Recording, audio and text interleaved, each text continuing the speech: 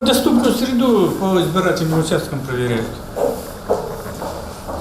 Ну, у нас все нормально, только вот лифт не работает. В этом здании с высоким крыльцом, что на улице Маркова, сразу два избирательных участка – 25 и 26. Оба на первом этаже. Чтобы попасть сюда человеку на коляске, нужно двигаться в обход. При этом часть пути пролегает по проезжей части. Дальше за воротами стоянка, в том числе и для машин-инвалидов. Пандус оборудован очень основательно, однако на поверку не без недочетов. Здесь нет разворотной площадки, потом поручень выполнен тоже с нарушениями. На этом пандусе нет бордюра 5-сантиметровой высоты. И опять разворотная площадка на втором этапе тоже выполнена с нарушениями. Илья Костин на своей коляске объездил уже множество избирательных участков.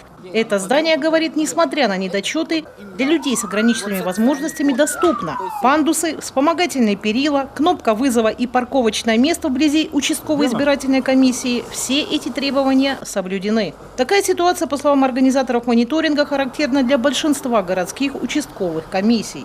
У нас в регионе 636 участков. У нас была задача проверить более половины этого объема. Сейчас на сегодняшний день мы проверили 237 участков. В городе Сыктывкаре, вообще в городах проблема гораздо проще, чем в сельских территориях. Но там и избирательные комиссии уже будут готовиться более ко времени, когда будут проходить выборы, то есть к 18 марта.